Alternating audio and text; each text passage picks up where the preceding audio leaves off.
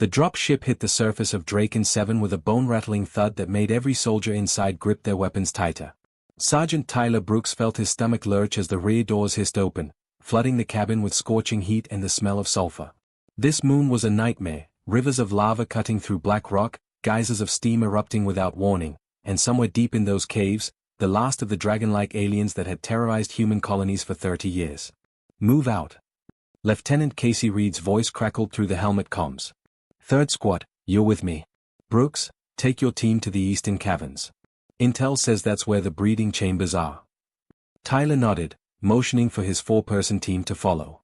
They'd trained for this mission for months.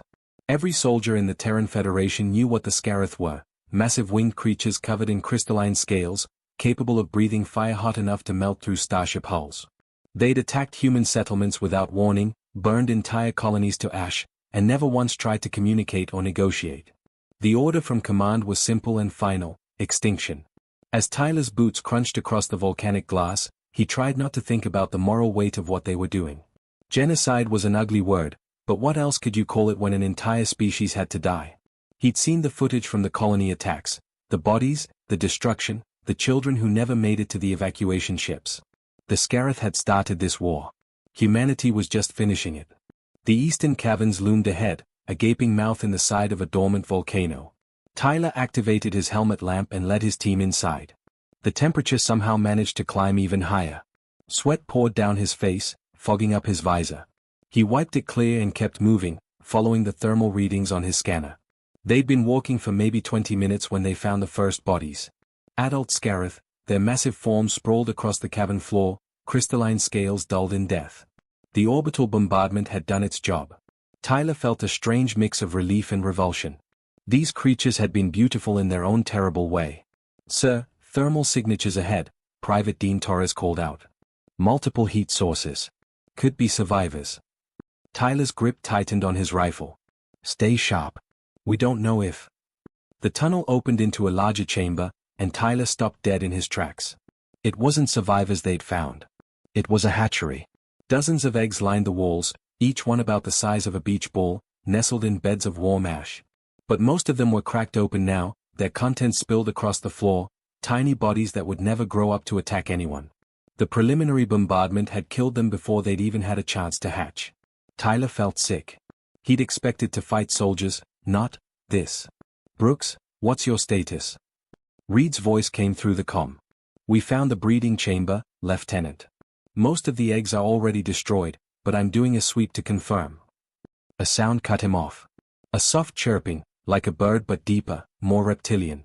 Tyler's scanner lit up with a single heat signature in the far corner of the chamber. He approached slowly, weapon raised, not sure what to expect. There, partially hidden behind a collapsed rock formation, was one intact egg. And poking out from a crack in its shell was a small head covered in blue scales that shimmered even in the dim light of his helmet lamp. The hatchling looked at him with eyes that were far too intelligent for something that had just been born. It didn't try to attack. It didn't even try to run. It just watched him with what Tyler could only describe as curiosity mixed with fear. The creature was barely bigger than his combat boot, its wings nothing more than tiny membranes pressed against its sides. Tyler raised his rifle, centering the sight on the hatchling's head. One squeeze of the trigger and it would be over. Quick. Painless. Necessary. But his finger wouldn't move. Those eyes held him frozen. They reminded him of something, though he couldn't quite place what. Then it hit him, his neighbor's kid back on Earth, little Tommy Chen, who was always asking questions about space and aliens and adventure. Tommy had that same look of innocent curiosity, that same fearless interest in the unknown. Brooks, I'm picking up your location. Why haven't you reported in? Reed's voice had an edge to it now. The hatchling tilted its head, still watching him. It made another soft chirping sound, almost like a question. Tyler's mind raced. This was an enemy combatant, wasn't it? Future threat to humanity. The smart play, the military play, was obvious. But when he looked at this tiny creature that had done nothing wrong except be born to the wrong species at the wrong time, all he could see was a scared kid who didn't understand why death had come knocking. Brooks, answer me. What's your status? I found one survivor, Lieutenant. A hatchling. I'm neutralizing the threat now. But even as he said the words, Tyler knew he was lying. He couldn't do it. 30 years of warfare, all the human deaths, all the justified reasons for revenge, none of it mattered when he was staring at something that was essentially a baby. He heard boots on stone, Reed was coming. In about 30 seconds, she'd be here, and she wouldn't hesitate. She'd kill the hatchling without a second thought because that was the mission, that was the order, and that was what made tactical sense. Tyler made a decision that would destroy his entire life in the span of a heartbeat. He lowered his rifle and scooped up the hatchling. The creature didn't resist, instead pressing close to his chest armor, seeking warmth. Tyler felt its small body trembling. "Sorry, kid," he whispered. "But I'm getting you out of here." Lieutenant Reed appeared at the chamber entrance just as Tyler bolted for the secondary tunnel, a narrow passage his scanner had marked as unstable. "Brooks? What the hell are you doing? That's a direct order to stop." But Tyler was already running. The hatchling clutched against his chest with one arm while his other hand worked his wrist computer. He activated his personal shield generator, knowing it would buy him maybe 5 minutes before the battery died. Behind him, he heard Reed shouting into her comm, calling for backup, for containment, for anything that could stop what she could only call treason. Tyler's boots pounded against volcanic rock as he ran deeper into the unstable tunnels. Warning lights flashed on his heads-up display, structural collapse imminent, toxic gas levels rising, temperature exceeding safe limits. Every logical part of his brain screamed that this was suicide. But the hatchling in his arms had stopped trembling. It looked up at him with those intelligent eyes and made a sound that was almost like a purr. Tyler Brooks, sergeant in the Terran Federation military, decorated veteran of 4 campaigns, ran towards certain death with an enemy alien pressed against his heart. And somehow, for the first time in years, he felt like he was doing exactly the right thing. The tunnel ceiling groaned ominously above them as they plunged into darkness, leaving behind everything Tyler had ever known. 6 months. That's how long Tyler Brooks had been running. 6 months since he'd committed what the Terran Federation called the worst act of treason in military history. His face was plastered across every human settlement from Earth to the outer colonies. The bounty on his head could buy a small moon, literally. And all because he couldn't pull the trigger on a creature that had done nothing wrong except exist. Tyler sat in the pilot's chair of his beat-up cargo hauler, staring at the swirling colors of jump space through the cracked viewport. The ship wasn't much to look at. He'd traded his military shuttle for it 3 months ago on a backwater station where nobody asked questions. It rattled when it flew, the life support system wheezed like an old man climbing stairs, and the navigation computer crashed at least once a day. But it was anonymous, and right now, anonymous was worth more than comfort. "Tyler, I'm hungry again," a voice said from behind him. The words were clear but heavily accented, each syllable carefully pronounced like someone still learning a new language. Tyler turned and couldn't help but smile. The hatchling, though she wasn't really a hatchling anymore, sat on a reinforced platform he'd welded to the floor. She'd grown. A lot. What had been a creature the size of a boot was now roughly the size of a German shepherd, her blue scales shimmering with hints of purple and silver. Her wings had developed proper membranes, and she could actually glide short distances now. But the biggest change wasn't physical. She could talk. "You just ate 2 hours ago, Ash," Tyler said, using the name he'd given her after their escape through the lava tubes. "Where are you putting all that food?" "Growing," Ash replied matter-of-factly. Her tail swished behind her in a gesture Tyler had learned meant she was pleased with herself. "I am adolescent Scareth now. Need much food for wing development." Tyler shook his head in amazement.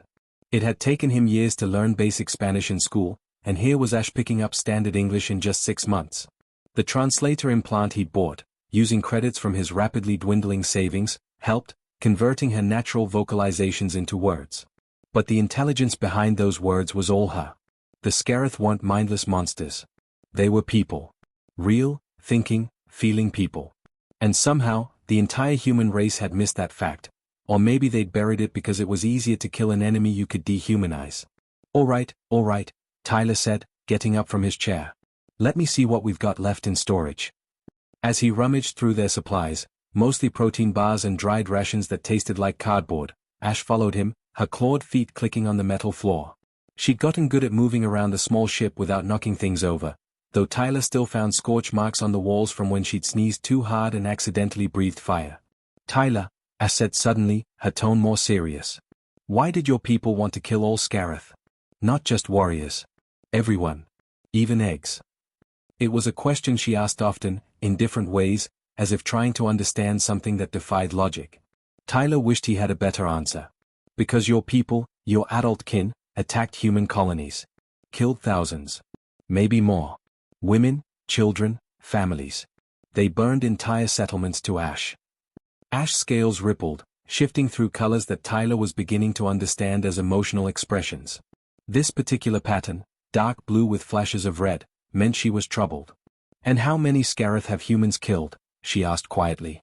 Tyler handed her a protein bar, which she crunched between her teeth like candy. "All of them. Except you. As far as we know, you're the last one left." This seems. Ash paused, searching for the right word.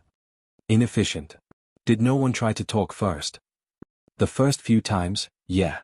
But your people attacked before real communication could happen. After that, both sides just stopped trying. It became kill or be killed. Stupid, Ash declared, one of her favorite words. Both sides very stupid. Tyler couldn't argue with that. He opened his own protein bar and leaned against the supply locker.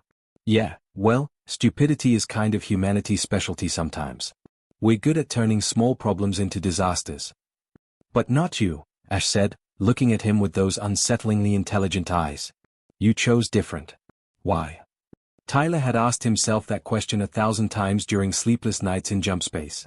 Why had he thrown away everything, his career, his reputation, his entire future, for an alien that was supposed to be his enemy? "Because you were just a kid," he said finally. "And I couldn't murder a kid, no matter who ordered it. That's not what I signed up for when I joined the military. I signed up to protect people, not kill babies." Ash moved closer and pressed her head against his leg in a gesture of affection she developed. Despite her scales being harder than steel, she was surprisingly gentle. "You are good human, Tyler. Strange, but good." "Yeah, well, my goodness has made me the most wanted man in the galaxy, so maybe that's not such a great quality to have." Before Ash could respond, the ship's alarm system started blaring. Tyler's blood ran cold. That sound meant only one thing: they were being forcibly pulled out of jump space. Pirates didn't have that kind of technology. Only military vessels did. He sprinted back to the cockpit, Ash right behind him. "Grab onto something. This is gonna be rough." The hauler shuddered violently as it was torn from the safety of jump space and thrown back into normal space. Alarm screamed. Warning lights painted everything red. Tyler fought with the controls, trying to stabilize their trajectory, but it was useless. Whatever had grabbed them had them locked tight. Through the viewport, Tyler's worst nightmare materialized: a Federation destroyer, its sleek hull bristling with weapons, its tractor beam holding their tiny ship like a cat holding a mouse. The comm system crackled to life. "Unidentified cargo hauler, this is the FDS retribution. Power down your engines immediately. You are under arrest for crimes against humanity, desertion, and collaboration with enemy forces. Any attempt to resist will be met with lethal force." Tyler's hands moved across the controls automatically, checking their options. They had maybe 3 weapons that could barely scratch a patrol boat, let alone a destroyer. The engines were already overheating from the force transition. Their shields wouldn't last 10 seconds against military-grade weapons. They were caught. After 6 months of running, it was over. "Tyler?" Ash's voice was small, uncertain. For the first time since they'd met, she sounded truly frightened. Smoke was beginning to curl from her nostrils, a stress response he'd learned to recognize. "I'm thinking," he said, though his mind was racing through scenarios that all ended the same way, with him in a military prison and Ash in a research lab or, more likely, dead. "Tyler," Ash said again, moving toward the airlock controls. "They want me, yes? Not you. Just me." "What?" "No, Ash, don't." But she was already accessing the control panel with surprising dexterity for someone with claws instead of fingers. "If I surrender, they let you go. Fair trade. You saved my life on Draken 7. Now I save yours." Tyler grabbed her shoulder, spinning her around. "That's not how this works. We're in this together, remember? Both of us or neither of us." "But you will die because of me," Ash insisted, her eyes glistening with something that looked dangerously close to tears. "You lose everything because you save me. This is wrong. I cannot let." She stopped mid-sentence, her head tilting as if listening to something Tyler couldn't hear. Her scales began to glow faintly, pulsing with an inner light he'd never seen before. "Ash? What's happening?" "I feel." She struggled to explain. "Like something calling. Far away but close. Family but not family. It's..." She moved to the communications console and, before Tyler could stop her, activated a frequency he didn't recognize. Her throat worked, producing sounds that no human vocal cords could make, a complex series of harmonics and resonances that made the air itself vibrate. Ash, what are you doing? She looked at him, and there was something ancient in her eyes, something that reminded Tyler she wasn't just a kid he'd saved. She was something far older and stranger than he'd fully understood. Calling home, she said simply. And then space itself began to tear open. Tyler had seen a lot of impossible things in his military career. He'd watched ships jump through dimensions that shouldn't exist. He'd seen planets with purple skies and oceans made of liquid methane. He'd even survived a plasma grenade exploding 3 feet from his position. But nothing, absolutely nothing, had prepared him for what happened next. The space between his cargo hauler and the Federation destroyer rippled like water. Not the smooth distortion of a standard jump point, but something organic, something alive. Reality itself seemed to breathe, expanding and contracting, and then it just opened. Like someone had cut a hole in the universe with a pair of cosmic scissors. Through that impossible tear came a ship that made Tyler's brain hurt to look at. It was massive, easily 10 times the size of the destroyer that had captured them. But it wasn't built the way human ships were built. This thing looked grown, like a crystal formation or a coral reef, with flowing lines that suggested bone and wing and scale all at once. Channels of energy pulsed through it like veins carrying molten gold instead of blood. "Oh my God," Tyler whispered, his hands frozen on the controls. "Ash, what did you do?" The young Scarith stood perfectly still, her scales glowing brighter now, creating patterns of light that Tyler had never seen before. "I called the remnant," she said softly. "The ones who survived. The ones who have been searching for me." Tyler's mind struggled to process this. The Scarith were extinct. Everyone knew that. The Federation had made sure of it. Drake and Seven had been their last colony, their final refuge. There weren't supposed to be any survivors. The Federation destroyer was already trying to run. Tyler could see its engines burning white-hot as it attempted to break away. But the Scarith dreadnought released a wave of energy that washed over the human ship like a tsunami. The destroyer just stopped. Not destroyed, not damaged, but frozen in place like an insect trapped in amber. Tyler had never seen technology that could do that. A voice filled both ships, Tyler's hauler and the frozen destroyer. It spoke in a language that sounded like wind moving through canyons, like fire crackling through dry wood, like the rumble of distant thunder. But Ash Translator picked it up, converting it to standard English that everyone could understand.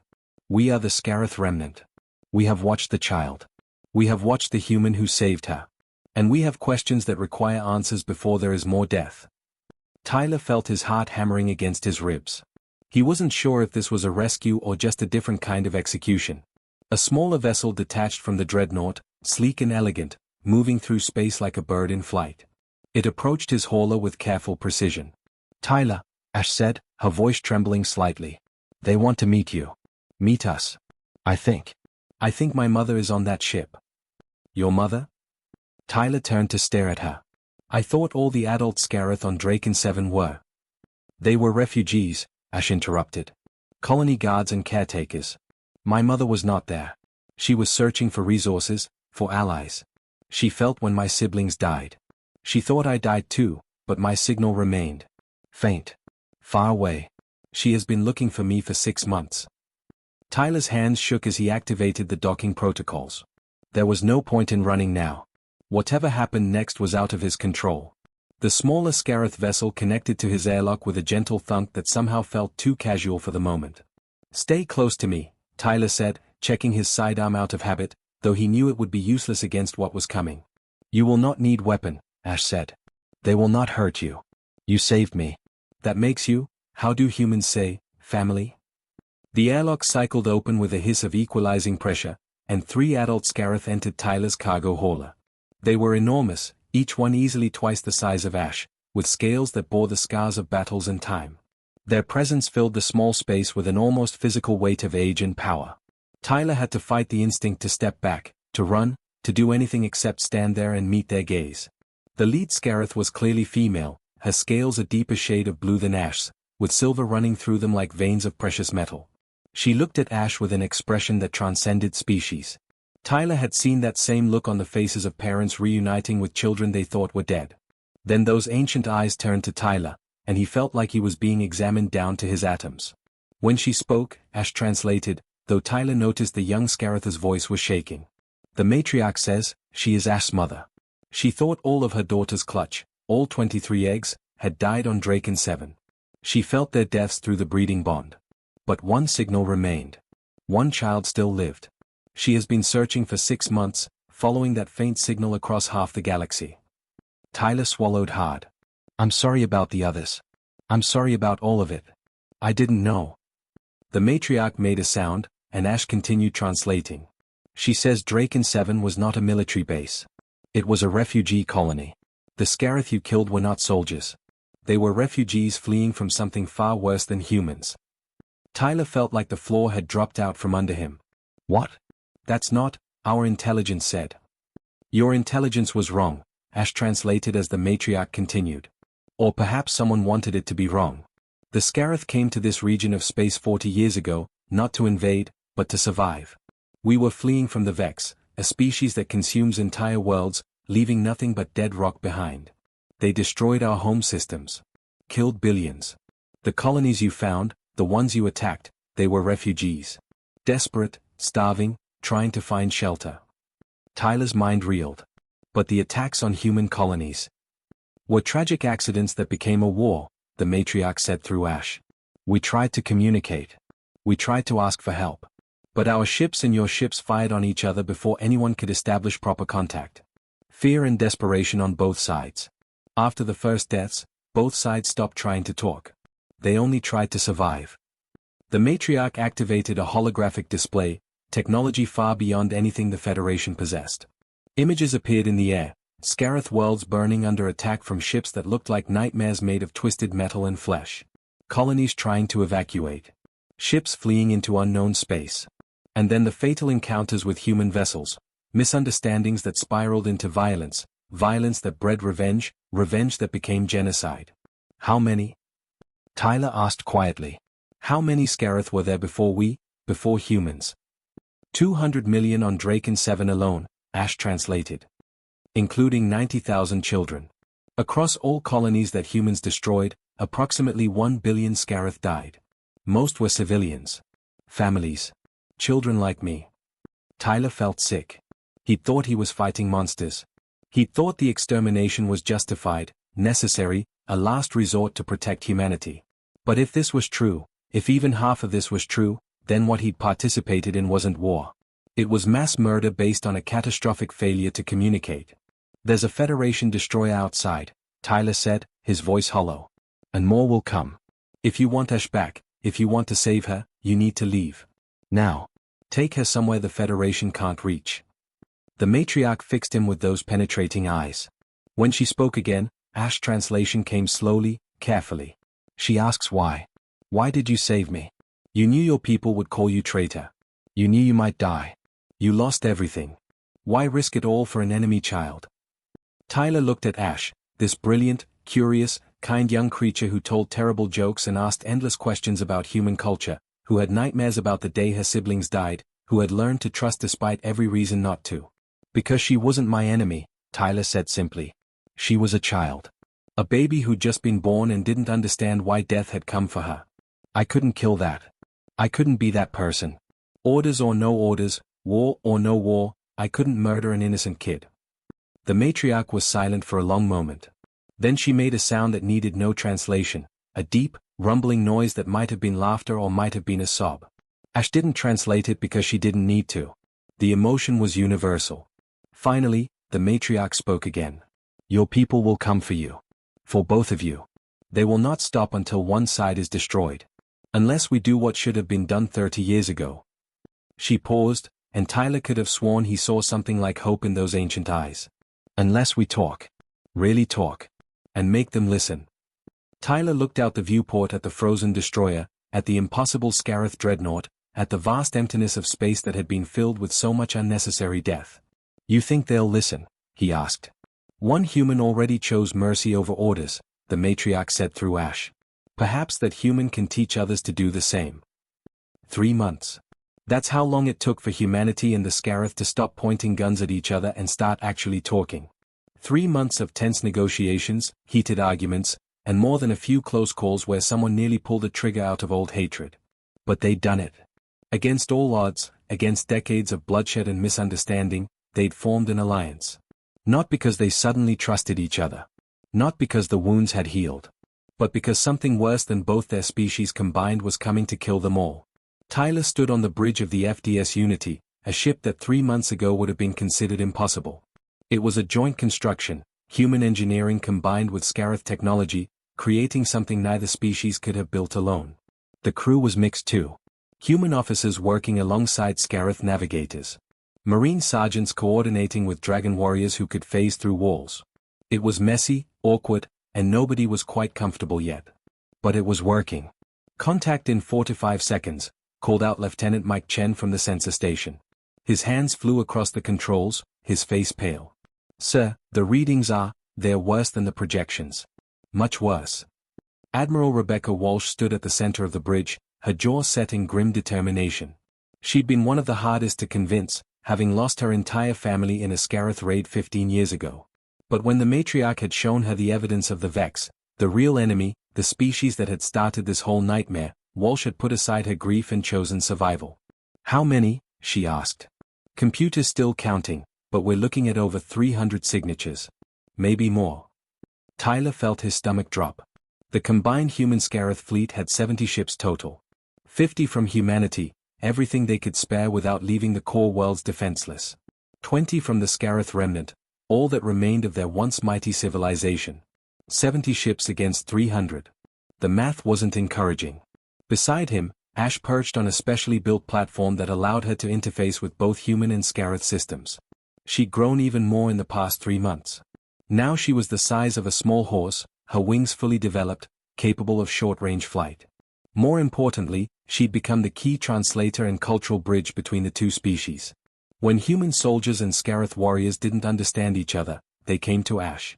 She'd basically become the most important teenager in the galaxy.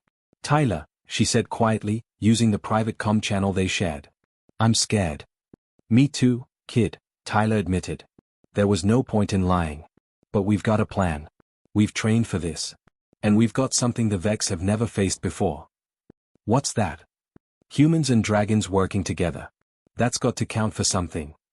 The view screen flickered to life, showing the approach vector. Tyler had seen combat footage of the Vex before, but nothing prepared him for seeing them in person.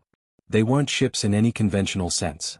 They were abominations, twisted combinations of organic tissue and stolen technology, each one unique, each one wrong in a way that made his eyes hurt to look at. Some had recognizable parts from ships he'd served on. Others incorporated biological components from species he'd never seen before. The Vex didn't build ships. They consumed other civilizations and wore their remains like trophies. "All ships," Admiral Walsh's voice rang out across the fleet channel. "This is it. Everything we've fought about, everything we've lost, it all led to this moment. Behind us are our worlds. Our families. Our future. I don't care if you're human or Scarith. Today, we fight as one. Today, we show these monsters what happens when two warrior races stop fighting each other and start fighting together. Weapons free. Make them regret coming to our galaxy." The matriarch's voice followed immediately, translated through the neural network the Scarith had set up. Tyler could hear her speaking in her own language, but his translator rendered it perfectly. "For the lost children. For the fallen worlds. For every species the Vex have consumed. Today, we burn as one flame. Today, we remind the universe that some prey bite back." The space around Threshold 9 erupted into chaos. Human ships came in hard and aggressive, using the tactics they perfected through centuries of warfare. Railguns fired streams of hypervelocity slugs that punched through Vex hulls like paper. Missile batteries unleashed swarms of smart ordnance that hunted their targets with relentless precision. It was brutal, direct, overwhelming force, the human way of war. The Scarith fought differently. Their ships phased in and out of normal space, appearing behind enemy lines to unleash beams of energy that didn't just destroy, they unmade things at a molecular level. They moved like dancers, like artists, each attack precise and calculated. Where humans brought a hammer, Scarith brought a scalpel. And together, they were devastating. Tyler watched the tactical display as human destroyers provided covering fire for Scarith cruisers, allowing them to phase in close for killing strikes. Scarith fighters used their dimensional abilities to scout ahead, feeding targeting data to human artillery platforms. It was like watching two completely different languages somehow combine to form perfect poetry. Left flank is holding, Lieutenant Chen reported.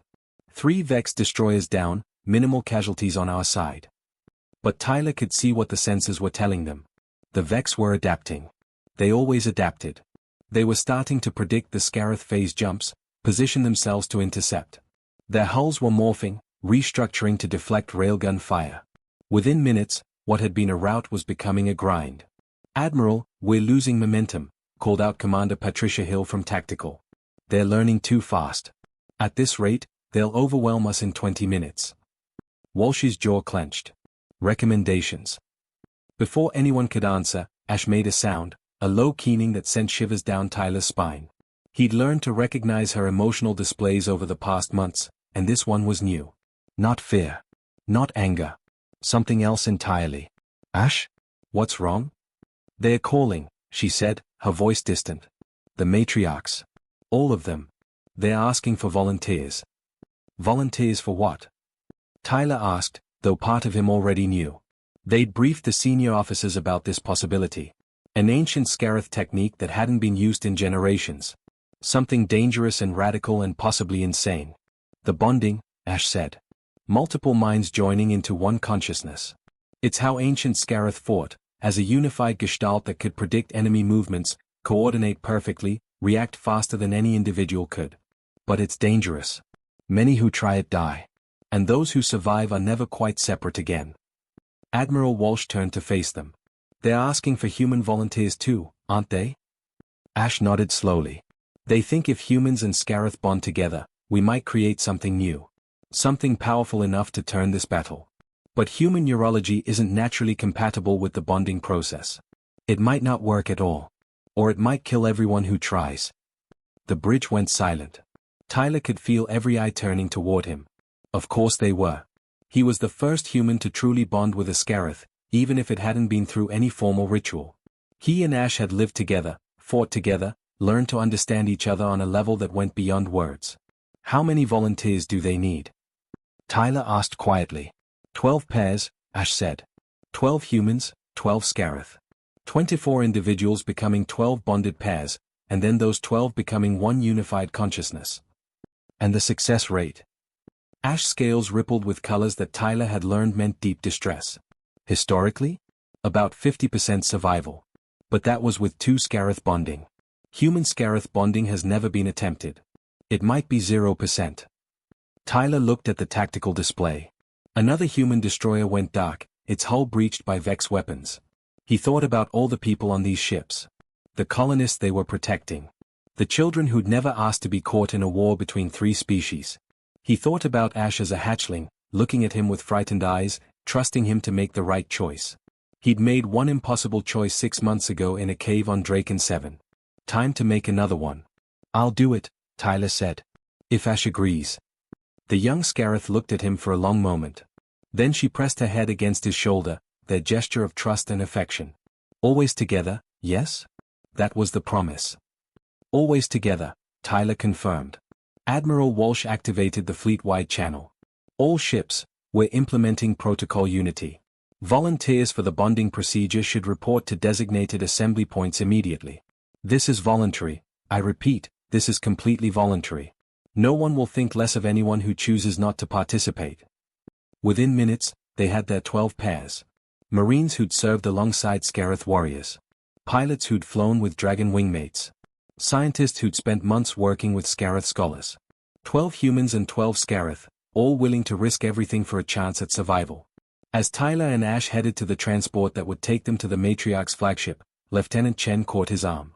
"Sir, if this doesn't work." "It'll work," Tyler interrupted. "It has to.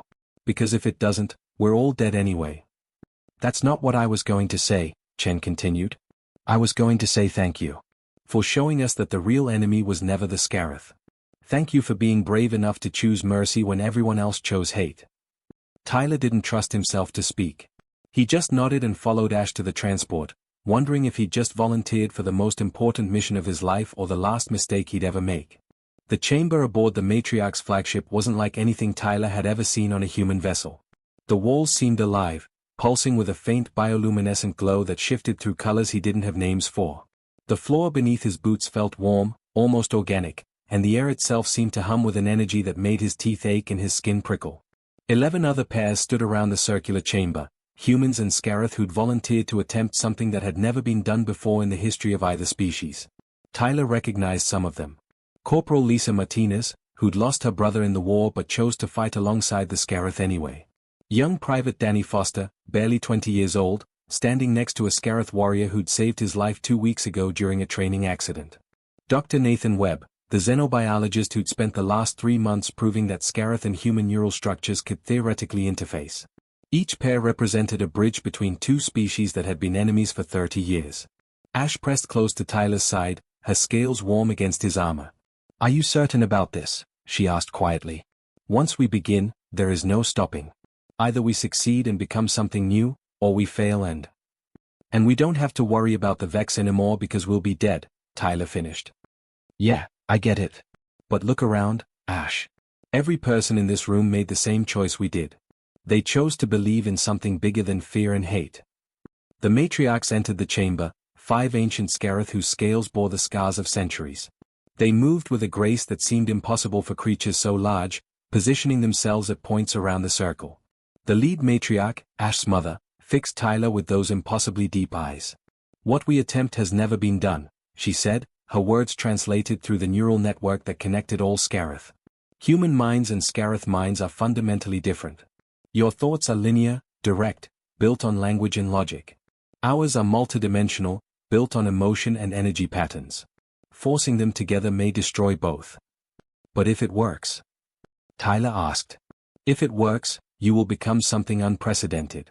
A Gestalt consciousness combining the best of both species.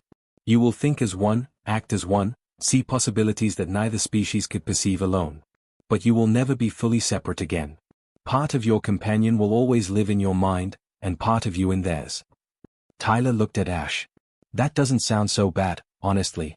You've been in my head for 6 months anyway. Might as well make it official." Ash's scales rippled with colors that Tyler had learned meant affection mixed with exasperation. "Stupid human. Always making jokes when scared. It's a coping mechanism. Sue me." The matriarchs began to sing. It wasn't sound in any conventional sense, it was deeper than that, a vibration that existed below hearing, felt in the bones and blood rather than heard with ears. The air in the chamber grew thick, charged with energy like the moment before lightning strikes. Tyler felt his heart rate spike, adrenaline flooding his system. "Take your positions," Ash's mother instructed. "Touch your companion. Mind to mind. Heart to heart. Let the barriers fall." Tyler knelt down and pressed his forehead against Ash's scaled head. Her skin was hot beneath his touch, pulsing with an inner fire. He closed his eyes and tried to relax, tried to open himself to whatever was about to happen. The singing grew louder. More matriarchs joined in from other parts of the ship, their voices layering and harmonizing until it felt like the universe itself was resonating. Tyler felt something pushing at the edges of his consciousness, not invasive, but present, like someone knocking on a door he didn't know he had. Then the door opened, and the world disappeared. Tyler found himself in a place that was neither physical nor quite mental. It was pure thought, pure consciousness, a space where minds could exist without bodies. He could feel Ash there with him, not separate, not beside him, but woven through him like threads in fabric. He felt her memories flowing into his awareness. The warmth of the egg before hatching. The terror of the bombardment. The moment their eyes first met in the cave. The 6 months they'd spent together, every conversation, every shared meal, every moment of trust built one day at a time. And she felt his memories too. His childhood on Earth. His years in the military. The friends he'd lost. The doubt that plagued him after following orders that resulted in civilian deaths. The moment in the cave when he'd looked at a hatchling and chosen mercy over duty. But they weren't alone. Tyler sensed other presences, the 11 other pairs, their consciousnesses reaching out, connecting. Corporal Martinez and her Scarith partner. Private Foster and his companion. Dr. Webb and the scholar he'd been working with. Each pair was a unique melody, and as they touched, those melodies began to harmonize. 12 pairs became 6 groups, 6 groups became 3, 3 became 1. Tyler was still himself, he could feel his individual thoughts, his personal memories. But he was also Ash. And Martinez. And the ancient Scarith warrior who'd fought in 100 battles. And Foster's innocent optimism. And Webb's scientific curiosity. 24 minds maintaining their individuality while simultaneously existing as a single unified consciousness. He was Legion. He was unity. He was something that had never existed before. The Gestalt consciousness opened its eyes, all 24 pairs of them simultaneously, and returned to physical reality. But now those eyes saw with perfect clarity. The Gestalt reached out through the Scarith neural network and the human communication systems, touching every ship in the fleet. Not controlling the crews, but coordinating them, suggesting optimal strategies, harmonizing their efforts. Through the view screen in the Unity's bridge, Admiral Walsh watched in awe as the fleet transformed. Human ships that had been moving with typical aggressive patterns suddenly flowed like water, adopting Scarith grace while maintaining human firepower. Scarith vessels began using human pack tactics, overwhelming enemies through coordinated strikes. Every ship moved in perfect synchronization, as if controlled by a single mind, because, in a way, they were. The Vex had never encountered anything like this. Their strength had always been adaptation, learning from their enemies and evolving to counter new threats. But how do you adapt to an enemy that predicts your adaptations before you make them?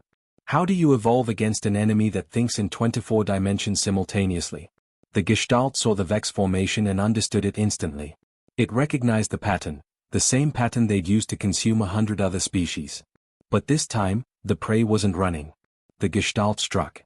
Human artillery fired at coordinates that seemed random until Scarith ships phased into those exact locations, their dimensional jumps timed to the microsecond.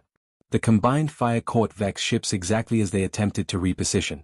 Scarith energy weapons created weak points in Vex hulls at the precise moment human railguns exploited those weaknesses. Every action flowed into the next with the precision of a watch and the grace of a dance. 3 Vex destroyers died in the first 30 seconds. 10 more in the next minute. The Gestalt wasn't just fighting, it was conducting a symphony of destruction, each instrument playing its part in perfect harmony. The Vex, facing something they couldn't understand or adapt to fast enough, did something they hadn't done in recorded history. They retreated. Those organic mechanical horrors turned their misshapen hulls and fled back into deep space, leaving behind their dead and abandoning the battle entirely. Through the fleet, cheers erupted. Human voices and Scarith harmonics mixed in celebration. They'd won. Against impossible odds, the combined fleet had driven back an enemy that had destroyed civilizations. The Gestalt held for another minute, ensuring the Vex were truly gone, then began to release. The unified consciousness carefully separated, 24 minds becoming 12 pairs becoming individuals again. But the separation wasn't complete. It couldn't be. The bonds had been forged too deeply. Tyler gasped as his individual consciousness reasserted itself. He was on his knees in the chamber aboard the flagship, Ash's head still pressed against his. They were separate again, mostly. But he could feel her there, a constant warmth in the back of his mind. Her emotions, her thoughts, a presence that would never fully leave him. Ash, he whispered. Still here, she replied, and he felt her response both through his ears and through that new connection in his mind. You are there too. In my thoughts. Always now. Around them, the other pairs were stirring, checking on each other with wonder and relief. All 12 pairs had survived, a miracle, according to the matriarchs. Perhaps the desperation had protected them. Perhaps human stubbornness combined with Scarith resilience created something more durable than either species possessed alone. Admiral Walsh's voice came through Tyler's communicator. All ships, the Vex are in full retreat. I repeat, full retreat. Threshold 9 is secure. She paused, and Tyler could hear the emotion in her voice. What you just did, what we all just did, that was impossible. But you did it anyway. That's the most human thing I've ever seen. And apparently, it's the most Scarith thing too. Tyler struggled to his feet, Ash rising with him. Through their bond, he felt her exhaustion matching his own, but also her pride, her joy, her hope for what this might mean. Ash's mother approached them. You have shown both our species a new path, she said. Neither human nor Scarith alone, but something greater. The galaxy will fear this unity at first. But perhaps, in time, others will join us. And perhaps the Vex will face not scattered prey, but a true alliance. So what happens now? Tyler asked. The Vex will come back, probably with a bigger fleet next time. Now, the matriarch said, you and the others become what you were always meant to be. Bridges between our peoples. Teachers. Living proof that the walls we build between species exist only in our minds. A commotion at the chamber entrance made everyone turn. A human woman entered, leading by the hand a young Scarith barely bigger than Ash had been when Tyler first found her. Behind them came more families, human and Scarith, some bonded like Tyler and Ash, others simply choosing friendship over fear. My daughter asked if she could be friends with one of the young Scarith, the woman explained, a mix of defiance and hope in her voice. I thought, if you two could bridge our species, why can't they? Why can't all of us? Tyler looked at the children, human and Scarith, chattering away in a mixture of languages, unconcerned with the prejudices and fears that had nearly destroyed both their species. He felt Ash's presence in his mind, her thoughts aligning with his without words needed. Yeah, Tyler said, smiling despite his exhaustion. Why not? Everyone has to start somewhere. Through the bond, he felt Ash's amusement. Stupid, brave human. You saved one hatchling and changed the universe. We changed it, Tyler corrected. Together. That's kind of our thing now. Outside, human and Scarith ships flew in formation, protecting the worlds they'd nearly lost to misunderstanding and hate. The Vex would return, that was certain. Other challenges would arise. But for the first time in 30 years, two species that had been enemies now faced the future as allies. And somewhere in the quantum spaces between stars, other species watched and wondered. If humans and Scarith could overcome decades of war to stand together, what else might be possible? What other ancient feuds might be ended? What other walls might be torn down? The Gestalt had dissolved, but its impact would ripple across the galaxy for generations to come. One soldier. One hatchling. One choice in a cave on a burning moon. Sometimes that's all it takes. One person choosing mercy over hatred. One person refusing to pull the trigger. One person deciding that orders and logic and tactical sense matter less than looking a scared child in the eyes and saying, not today. Not you. Tyler Brooks had thought he was just saving one life. He'd had no idea he was planting the seed for the greatest alliance in human history. But then again, the best changes always start small. A conversation between strangers. A hand extended across a divide. A human sergeant who looked at an alien hatchling and saw not an enemy, but a kid who needed help. The stars wheeled onward, indifferent and eternal. But in their light, two species learned what it truly meant to be strong, not through domination, but through the courage to choose compassion even when the entire universe tells you to choose hate. And in a small cargo hauler drifting through space, a man and a dragon sat together, their minds forever intertwined, watching the fleet they'd helped unite and knowing that whatever came next, they'd face it the same way they'd faced everything else. Together.